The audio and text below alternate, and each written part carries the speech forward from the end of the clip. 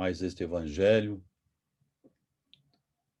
E vamos nos unindo nesse momento aos mentores da nossa querida Casa Moringotas. A esses trabalhadores divinos que estão ali 24 horas por dia, todos os dias, orando por nós, vibrando por todos aqueles necessitados. Mestre Jesus, pedimos licença para dar por iniciado o evangelho desta noite com a oração que nos deixaste. Pai nosso que estais nos céus, santificado seja o vosso nome, venha a nós o vosso reino, seja feita a vossa vontade, Pai, assim na terra como nos céus. O pão nosso de cada dia dá-nos hoje, perdoa-nos, Pai, as nossas dívidas, assim como nós perdoamos aos nossos devedores. E não nos deixa, Pai, cair em novas tentações. E livra-nos de todos os males. Que assim seja. Graças a Ti, Mestre Jesus, e graças a Deus. Bem, minhas amigas, eu quero iniciar nosso evangelho de hoje com uma música.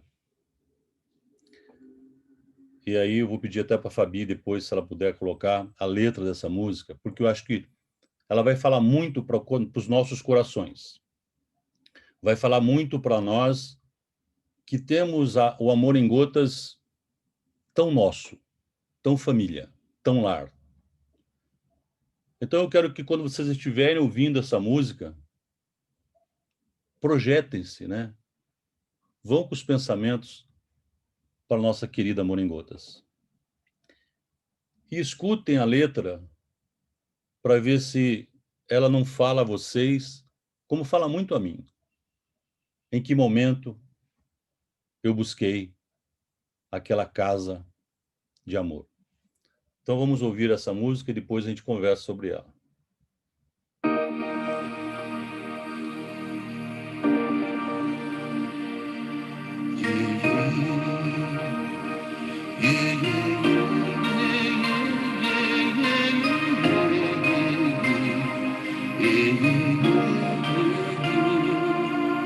Aqui, nessa casa eu me encontrei.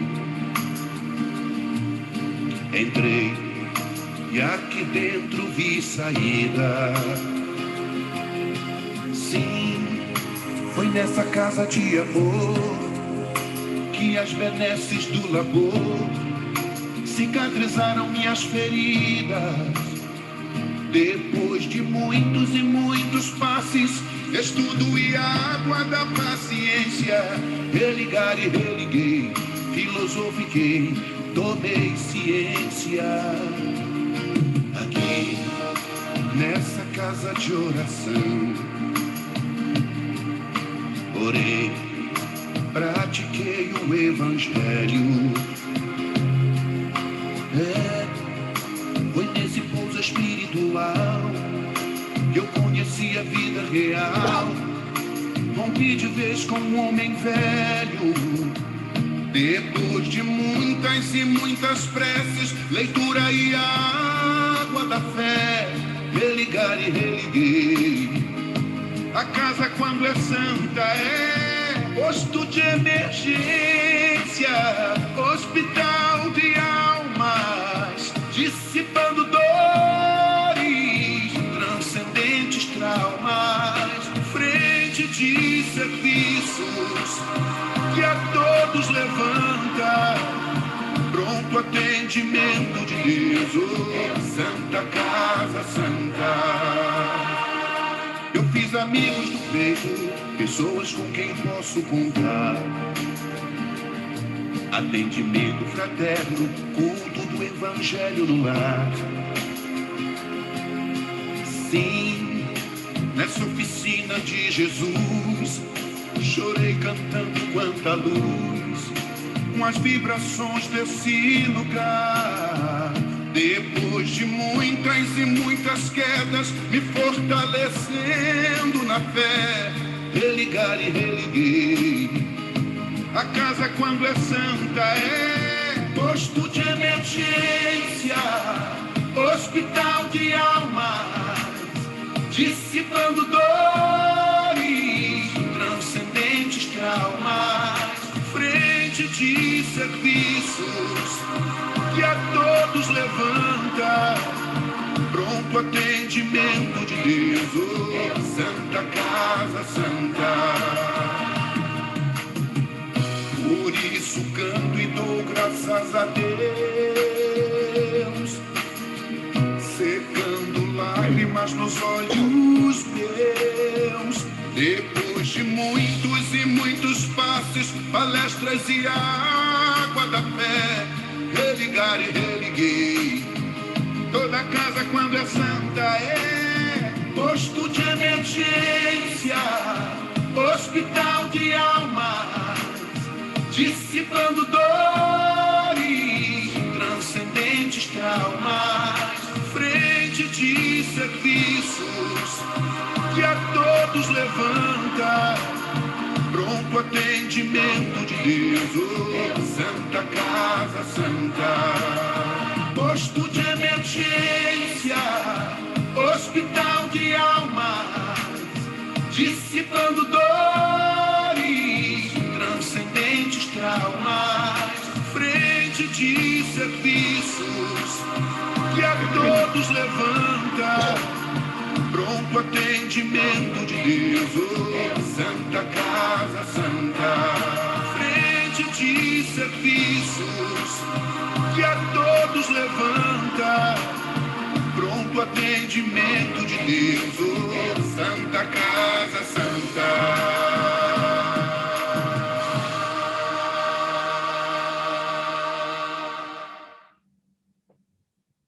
Quantos de nós precisamos desta Santa Casa Santa? Quantos de nós, em algum momento da nossa jornada, fomos acolhidos neste posto de serviço por conta de uma emergência em nossas vidas? E encontramos acolhimento, encontramos uma palavra, encontramos uma orientação, e invariavelmente em todas as orientações a gente sai com uma receita: Evangelho. A receita básica de todo o tratamento, de toda a cura, de todo o alívio de dor se chama Evangelho. E certa vez perguntaram para o Chico qual a importância do Evangelho de Jesus para a humanidade. E ele respondeu: creio que a importância do Evangelho de Jesus em nossa evolução espiritual é semelhante à importância do sol na sustentação da nossa vida física. E então eu quero começar conversando também e falando do nosso Evangelho segundo o Espiritismo.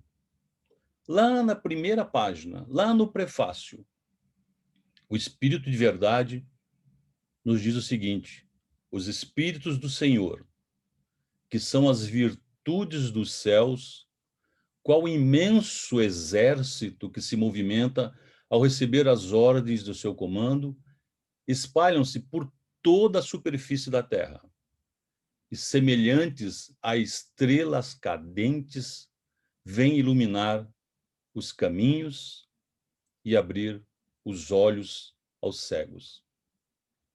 Eu vos digo, em verdade, que são chegados os tempos em que todas as coisas hão de ser restabelecidas no seu verdadeiro sentido, para dissipar as trevas, confundir os orgulhosos e glorificar os justos. Essa é a mensagem, um pequeno trecho da mensagem do Espírito da Verdade que está no prefácio do Evangelho segundo o Espiritismo. Eu recomendo que, se você tiver oportunidade, sente um momento e leia o prefácio do Evangelho segundo o Espiritismo com muita tranquilidade.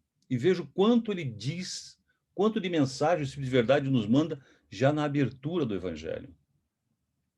Quando ele diz que são chegados os tempos em que todas as coisas hão de ser restabelecidas no seu verdadeiro sentido. Que sentido é? O sentido do amor a Deus, do amor ao próximo. E aí, na sequência, Kardec diz: qual o objetivo desta obra? Qual o objetivo do Evangelho segundo o Espiritismo? Diz assim que pode dividir-se em 5 partes as matérias contidas nos evangelhos todos. Os atos comuns da vida do Cristo, os milagres, as predições, as palavras que foram tomadas pela Igreja para fundamento de seus dogmas e o ensino moral. As 4 primeiras partes têm sido, talvez, objeto, né, de enormes disputas, controvérsias, discussões, né, por conta dos dogmas que as religiões criaram e tudo mais. Mas a última parte, o ensino moral, conservou-se constantemente inatacável. Não tem como atacar o ensino moral que traz o Evangelho. Você pode discutir todas as outras abordagens, mas não o ensino moral. Não a receita da nossa saúde espiritual.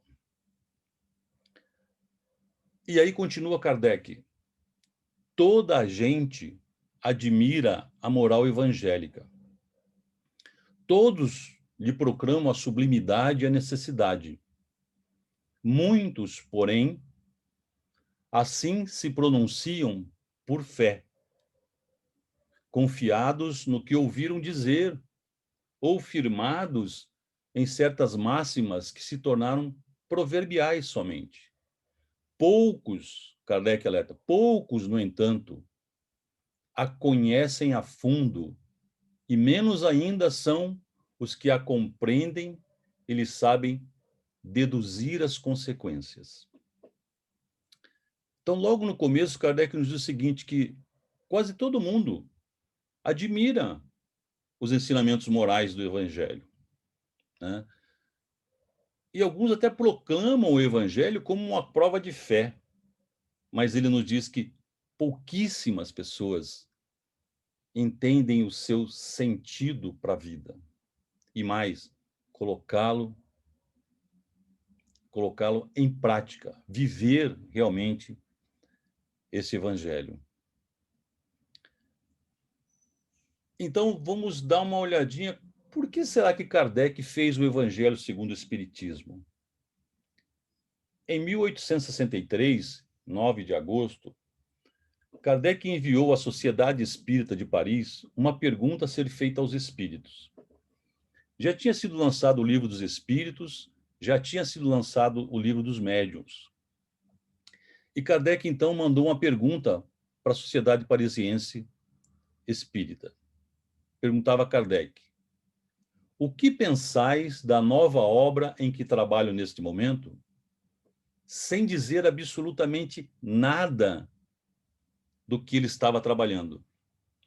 E a resposta que veio, né, dos espíritos foi o seguinte: este livro de doutrina terá considerável influência, pois explana questões capitais, e não só o mundo religioso encontrará nele as máximas que lhe são necessárias, como também a vida prática das nações aurirá dele instruções excelentes.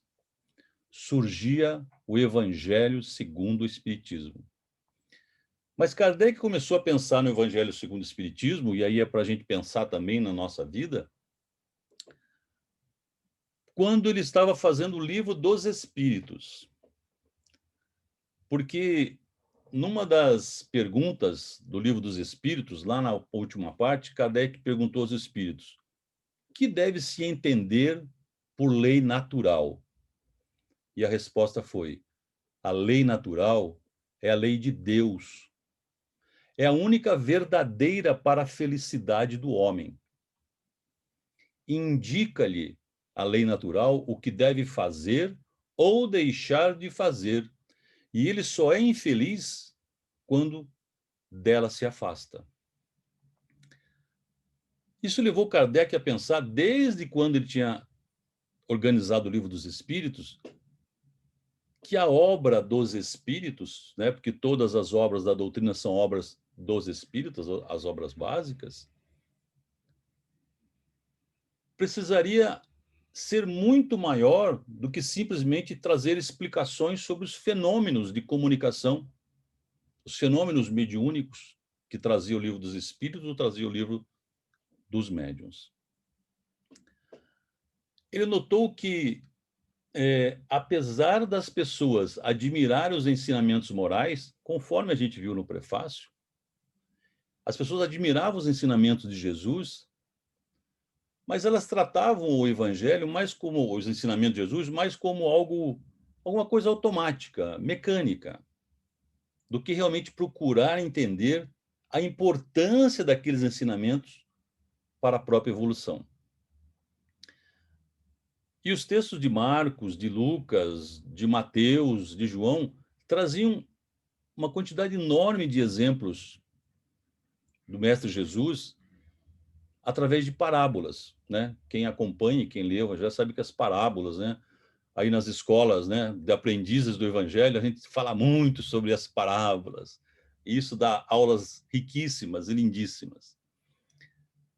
Mas essas parábolas eram um grande dificultador para as pessoas entenderem. E Kardec, como um professor, né, como um pedagogo, ele queria achar uma maneira de simplificar o Evangelho para as pessoas. E talvez, de uma maneira mais simples, elas se interessassem mais pelo ensino moral do que pelos fenômenos, porque as pessoas se interessavam pelos fenômenos mediúnicos. Eu não sei se hoje a gente já está nesse patamar, mas quantos de nós ou quantas pessoas nós conhecemos que precisam de uma psicografia para acreditar que tem vida espiritual, né? Que precisam de uma mesa girante, né? Que precisam de um copo andando para acreditar que existe um, né? E isso vem desde a época que Kardec estava codificando a nossa doutrina. Mas a preocupação dele, a missão dele era tão linda que os espíritos intuíram em Kardec que após, né, aqueles 2 livros que falavam dessas comunicações, esclareciam por que aconteciam, era importante que a doutrina trouxesse, e era essa a principal missão, o ensino moral. Porque, como disse o Espírito da Verdade, se pode discutir tudo dos evangelhos, mas não se discute o ensino moral. E aí, Kardec, então, trabalhou no Evangelho segundo o Espiritismo. E olhe só, que quando ele foi publicado pela primeira vez, o nome era Imitação do Evangelho. É que acho que o Kardec não tinha um departamento de marketing muito bom para esse tipo de coisa, né? Então, imitação, quem que vai comprar um livro chamado Imitação do Evangelho, né? Pensa nisso. E aí, então, orientado pelas pessoas que trabalhavam nisso, ele modificou e passou a se chamar Evangelho segundo o Espiritismo. Em 1863, ainda, em setembro daquele ano, Kardec foi mandado para ele uma outra comunicação, uma outra mensagem do plano espiritual, dizia o seguinte: nossa ação, principalmente a do Espírito da Verdade, é constante estar ao teu redor, de tal maneira que não a podes negar. Assim, não entrarei em detalhes desnecessários sobre o plano da tua obra, que, segundo os meus conselhos ocultos, modificaste tão ampla e completamente. E logo adiante, nessa mensagem, ele diz assim: com esta obra, o edifício começa a libertar-se dos andaimes. E já podemos ver-lhe a cúpula a desenhar-se no horizonte. Então, os Espíritos dizem para Kardec, com a obra do Evangelho segundo o Espiritismo, os andaimes, né, aquelas explicações, aquelas coisas detalhadas, continuariam ali, mas o edifício maior, que era o ensinamento moral, começava a brilhar mais no horizonte. E o Evangelho segundo o Espiritismo, Kardec recebeu ajuda, né? A gente lê lá nas mensagens dos Espíritos, espíritos que se intitulavam Santo Agostinho, São Luís, São Vicente de Paula, Erasto, Fénelon e tantos outros, né? Então, o Evangelho segundo o Espiritismo tem o objetivo de tornar os ensinamentos do Mestre mais claros, mais simples, mais fáceis de nós vivenciarmos os ensinamentos. Nós não podemos mais dizer, não estou entendendo esse Evangelho. O Evangelho segundo o Espiritismo vem bem detalhadamente para isso. E aí o Emmanuel, tem uma frase do Emmanuel que diz o seguinte, se um homem é a partícula divina da coletividade, o lar é a célula sagrada de todo o edifício da civilização. E a doutrina espírita, nos traz que a reencarnação é uma lei divina, é uma lei natural. E tem objetivos bem definidos a reencarnação. Talvez corrigir erros que já tenham cometidos, né? Novos aprendizados sobre o amor, porque é só assim que nós vamos evoluir. E o nosso objetivo é evoluir espiritualmente. E para que a gente aprendesse e tivesse essas lições, nós fomos colocados numa escola chamada lar. Ali nós encontramos, nos reencontramos e vamos cá entre nós. Muitas vezes nos desencontramos, né, dos espíritos que convivem conosco. E nós vamos sempre estar em algum lar, em diversos papéis dentro dessa escola. Então, porque no lar nós vamos ter a oportunidade de desenvolver o afeto, a caridade, a solidariedade, o perdão, a paciência, né? Enfim, todos esses ensinamentos que nascem no amor. Mas tá muito no nosso momento de vida falar sobre higienização, né? Falar sobre limpeza. E essa escola divina precisa ser higienizada constantemente. Nós precisamos trabalhar para eliminar o vírus da mágoa, da arrogância, da prepotência, da intolerância dentro dessa escola divina.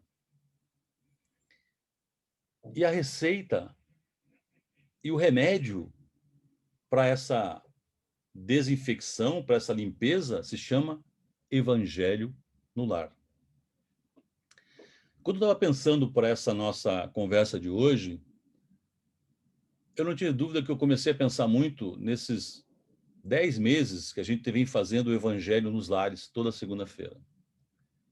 E como a gente recebe notícias de todos os lugares de pessoas que nunca tinham parado um dia, meia horinha, 40 minutos na vida, para ouvir sobre o Evangelho. E é lógico que tem pessoas que chegam, pessoas que vão, e a gente começa a perceber como esse Evangelho faz bem. Na nossa vida corrida, nós que somos trabalhadores da casa espírita, será que nós sempre fazemos o Evangelho no lar? Será que não deu, hoje não deu, hoje choveu, hoje... Pois é, assim é a vida. Aí veio a pandemia. E aí nós estamos fazendo 3 vezes por semana Evangelho no lar. Porque isso que nós estamos fazendo é evangelho no lar. Está cada um no seu lar, recebendo esses influxos energéticos, essas vibrações maravilhosas do plano espiritual que está aí na casa de cada um, no lar de cada um. Passamos a fazer 3 vezes por semana evangelho no lar. E às vezes nós achamos que não tínhamos tempo a fazer uma vezinha só. Então, olha como nós estamos aprendendo, faz parte do nosso aprendizado. E é importante também a gente entender o seguinte: quando a gente fala que o evangelho no lar faz a limpeza, né, faz a higienização, é importante entender o seguinte: que o lugar mais limpo não é o que mais se limpa, é o que menos se suja. Né? Então, quando eu estou fazendo o evangelho, não tenha dúvida que as vibrações, a psicosfera no nosso entorno, trabalhado por todo o plano espiritual, vai se melhorando. Mas eu preciso me manter melhor todos os dias. Né? Porque não adianta eu terminar um evangelho no lar, a hora que desligo tudo, eu vou ali, brigo com todo mundo, né? Ou, né, por um pedaço de pão, sei lá pelo quê, porque a janta não ficou pronta, porque ficou frio. Não adianta, né? Não adianta você limpar e sujar, limpar e sujar. Limpar e manter limpo. Então, o evangelho faz o seguinte com a gente: ele eleva a nossa vibração, eleva os nossos pensamentos. Que seja 30 minutos, que seja 40 minutos, mas nesses momentos em que nós estamos no evangelho no lar, se nós pudéssemos enxergar, né, quem tem aí a vidência, certamente iria enxergar em nosso entorno uma luz mais suave, mais clara, né? E enxergar as energias vibrando de uma maneira serena, e nós recebendo e nós emitindo. E o nosso lar ficando cheio, sabe do quê? De Jesus. Porque quando a gente diz, e a gente escuta muito isso na terça e na sexta principalmente: nossa, estou com uma saudade do Amor em Gotas, nossa, eu estou com uma saudade de ir lá e abraçar os amigos. Nós estamos com saudades de Jesus. Porque aquelas horas que nós passamos ali, nós estamos no serviço do Mestre, nós nos sentimos abraçados por Ele. Então, olha só, vendo o que nós estamos fazendo, né? Estamos fazendo evangelho no lar 3 vezes por semana, ou 2 vezes, não importa. Mas talvez eu nunca tivesse tido tempo para fazer uma vez por semana. E quando os ensinamentos do mestre começam a vibrar entre 4 paredes de um templo doméstico, os pequenos sacrifícios que nós temos que fazer, de abrir mão de uma posição, de ser mais tolerante, de ser mais paciente, constroem a felicidade de todos, a felicidade do lar. Dr. Bezerra de Menezes faz a seguinte ponderação: para que a gente trabalhe pela implantação do evangelho nos lares, o quanto estiver dentro das nossas possibilidades, da maneira que nós pudermos ajudar a implantar o evangelho nos lares.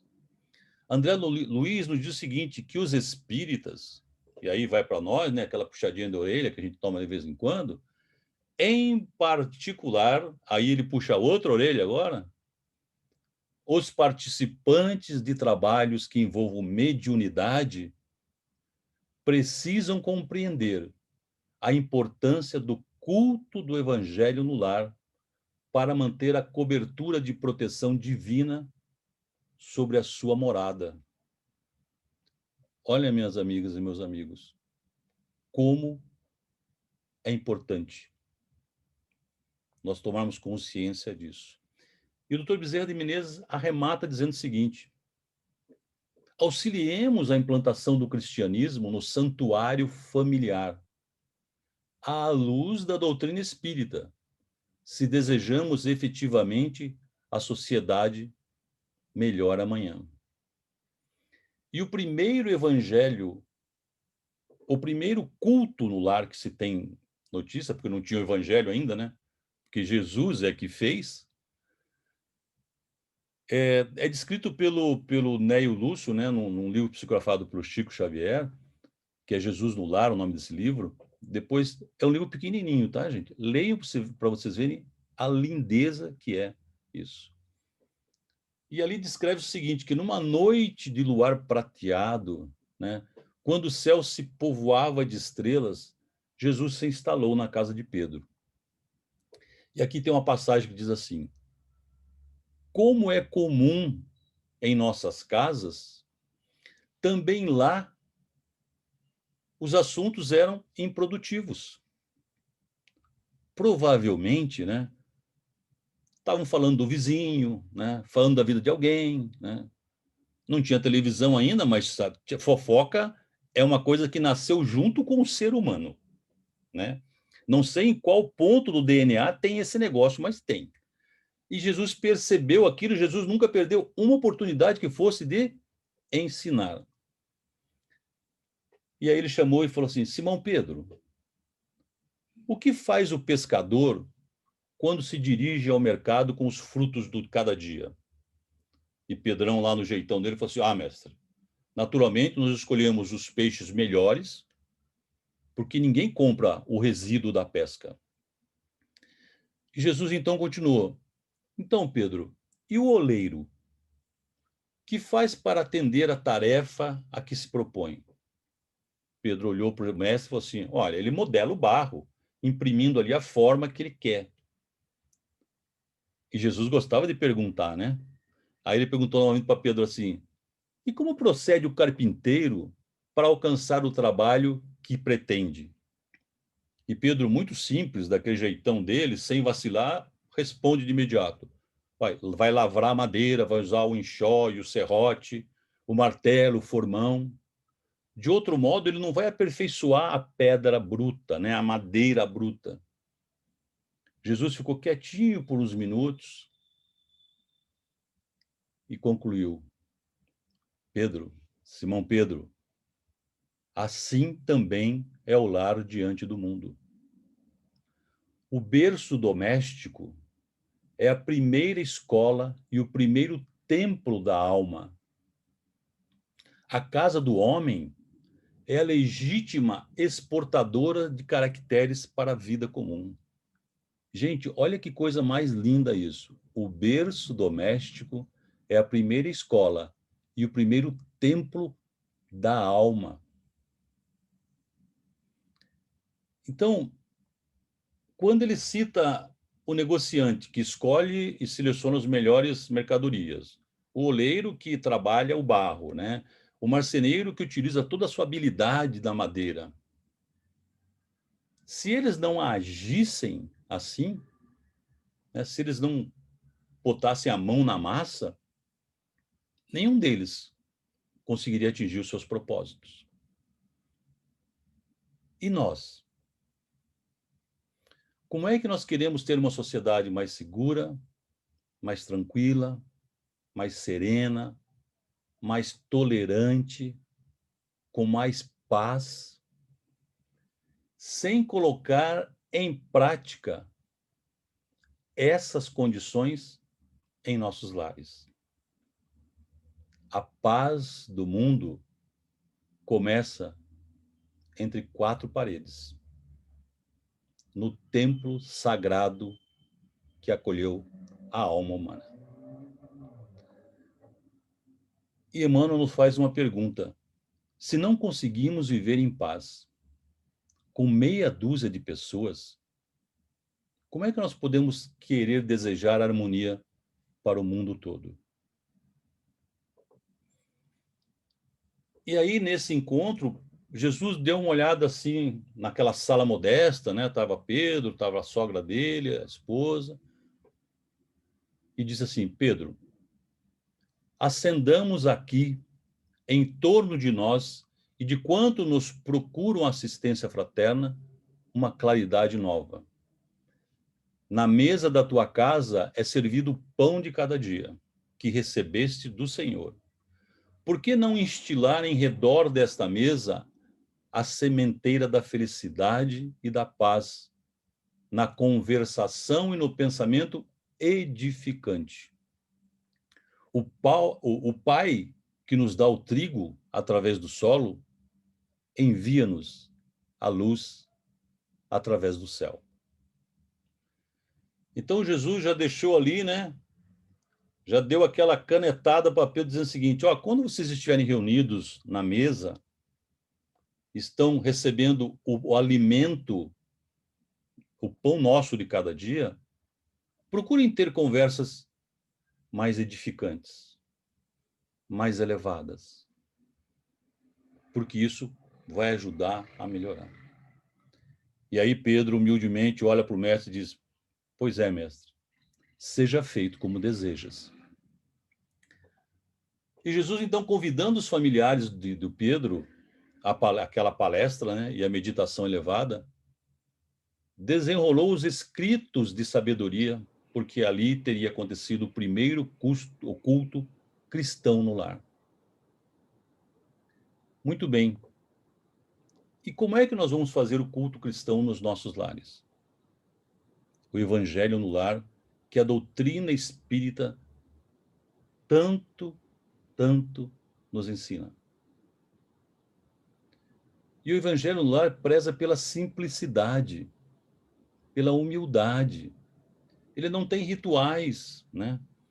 E se sustenta elevado para desenvolver a fé raciocinada. O Evangelho no lar passa a criar nas pessoas a ideia de pensar sobre tudo. E o Evangelho no lar não é uma invenção do espiritismo atual. O Evangelho no lar é uma recomendação dada por Kardec na Revista Espírita em 1864. Lá nesse artigo ele fala sobre a superficialidade das orações que as pessoas costumam fazer.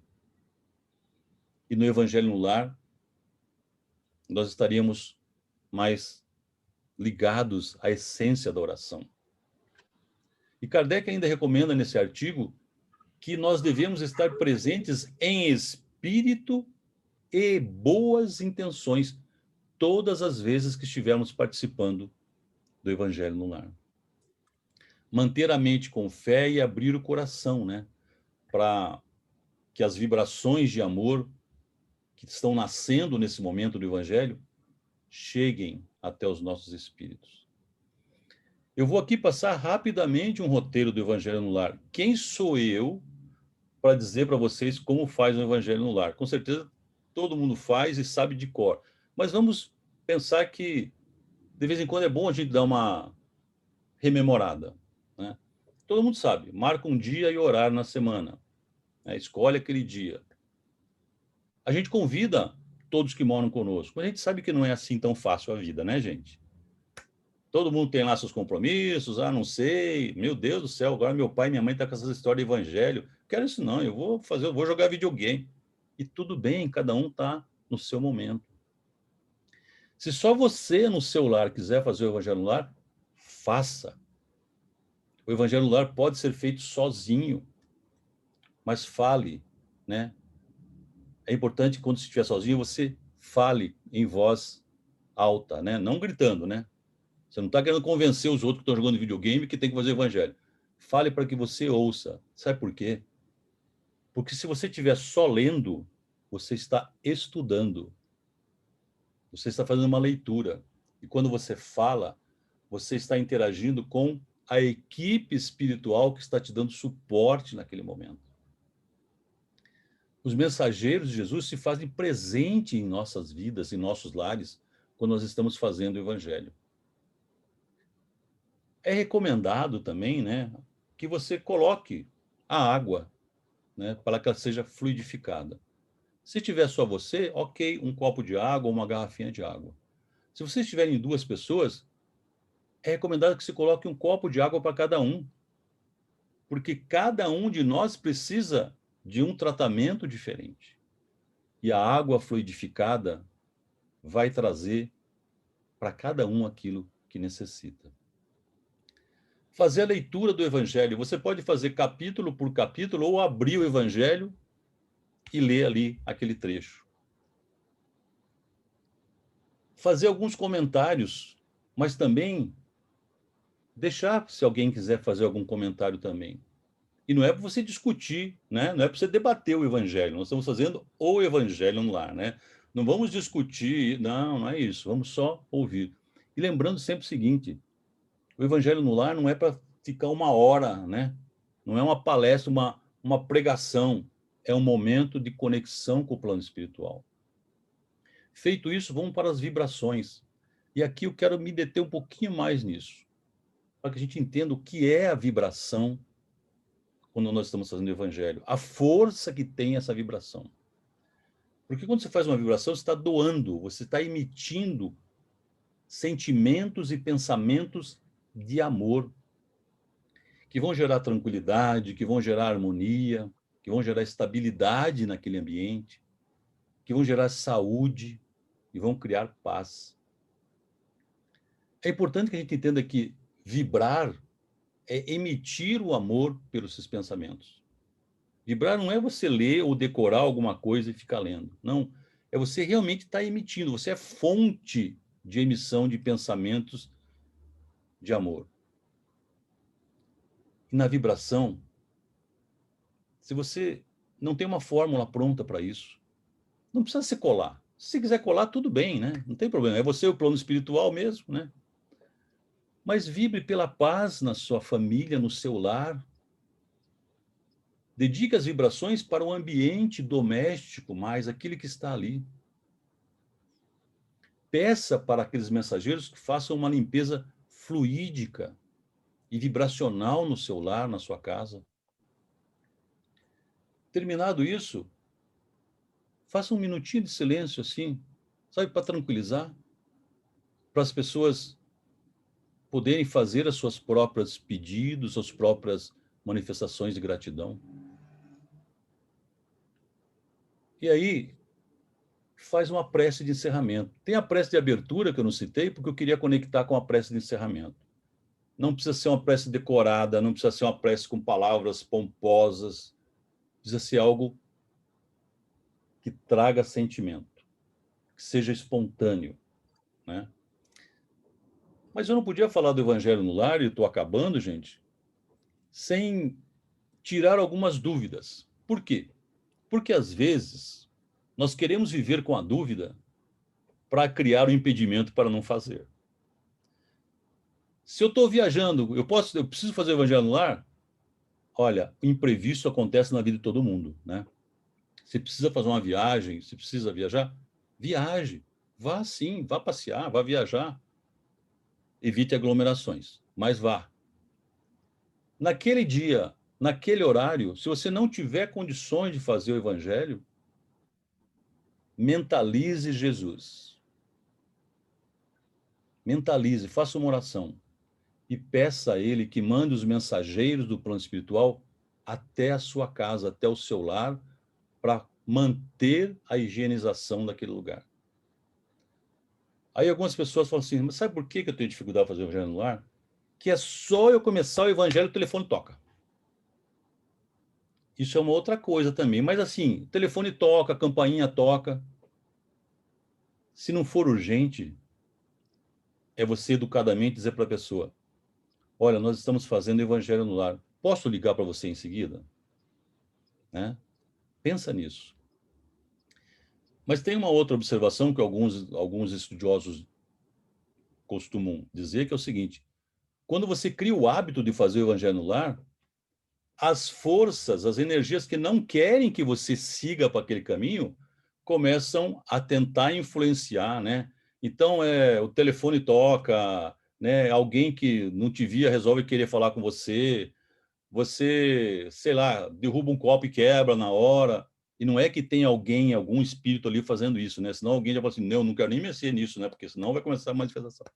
Não, mas nós começamos a ser influenciados porque nós estamos mudando efetivamente. Mas eu já ouvi um amigo meu uma vez falar para mim o seguinte, Vicente, sabe por que eu não faço evangelho no lar? Porque eu sou muito esquecido. Rapaz do céu. Quando eu lembro, é o dia seguinte. É mesmo? Eu falei para ele. Que coisa. Eu falei para ele, mas só vou dizer para você, eu vou te dar um desconto. Toda vez que a gente começa a fazer algo novo na vida, a gente tem uma tendência a querer esquecer, né? Pode esquecer. Mas faz o seguinte, se você é muito, mas muito esquecido mesmo, põe um bilhetinho, sabe no imã da geladeira onde tem o telefone da pizzaria? Põe um bilhetinho lá, né? Põe um bilhetinho na sua televisão, você não vai esquecer. O plano espiritual não vai esquecer, não vai deixar você esquecer.